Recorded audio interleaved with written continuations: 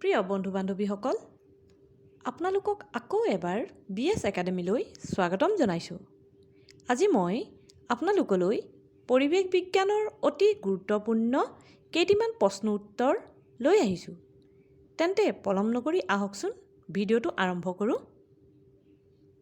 আগত যিহেতু 1ৰ পৰা 10লৈকে 10টা প্ৰশ্ন উত্তৰ দিয়া হৈছে, গতিকে এতিয়া 11 নম্বৰৰ প্ৰশ্নটো হ'ল, তলৰ কোনবিধ খাৰিফ শস্য? A. ঘেঁহু, B. সৰিয়হ, C. মৰাপাট, D. মাকৈ। শুদ্ধ উত্তৰটো হ'ল মৰাপাট। প্ৰশ্ন 12, তলৰ কোনবিধ জায়দ শস্য? A. ধান, B. তৰমুজ, C. কুঁহিয়াৰ, D. বড়ো ধান। শুদ্ধ উত্তৰটো হ'ল B. তৰমুজ। তলৰ কোনবিধ ৰবি শস্য? A. জিকা, B. কোমোৰা, C. তিয়ঁহ, D. আহু ধান। শুদ্ধ উত্তৰটো হ'ল আহু ধান। প্ৰশ্ন 14, বায়ুমণ্ডলৰ কোনটো স্তৰত বৰষুণ, কুঁৱলী আদিৰ দৰে বতৰৰ পৰিঘটনাবোৰ দেখা যায়? A. মেছ'স্ফিয়াৰ, B. থাৰ্মোস্ফিয়াৰ, C. ট্ৰপোস্ফিয়াৰ, D. Stratosphere. শুদ্ধ উত্তৰটো হ'ল C. ট্ৰপোস্ফিয়াৰ।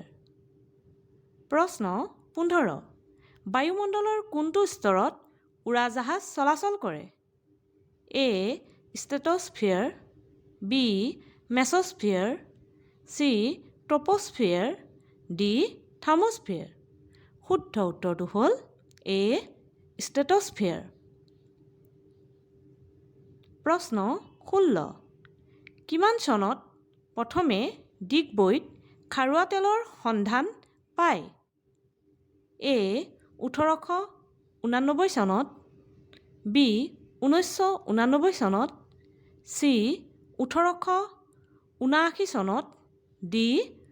1979 চনত। শুদ্ধ উত্তৰটো হ'ল A. 1889 চনত। প্ৰশ্ন 17, ষ্ট্ৰেটোস্ফিয়াৰৰ ওপৰৰ স্তৰটোক কি বুলি কোৱা হয়? A. থাৰ্মোস্ফিয়াৰ, B. মেছ'স্ফিয়াৰ, C.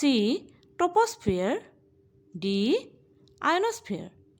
শুদ্ধ উত্তৰটো হ'ল B. মেছ'স্ফিয়াৰ।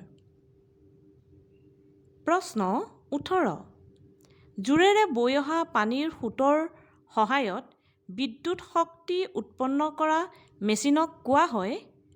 A. Power tiller, B. CT scan, C. Power machine, D. Turbine. শুদ্ধ উত্তৰটো হ'ল D. টাৰবাইন। প্ৰশ্ন 19, কাঁইট কাঁইট শব্দ কৰি আকাশেদি উৰি অহা চৰাইবিধৰ নাম? A. হাইঠা, B. দেওহাঁহ, C. Starlink, D. বালিমাহী। শুদ্ধ উত্তৰটো হ'ল B. দেওহাঁহ। প্ৰশ্ন 20, ছ'ডা পানী প্ৰস্তুত কৰাত ব্যৱহাৰ কৰা গেছবিধ হ'ল? A. Carbon dioxide, B. Oxygen, C. Hydrogen, D. Nitrogen.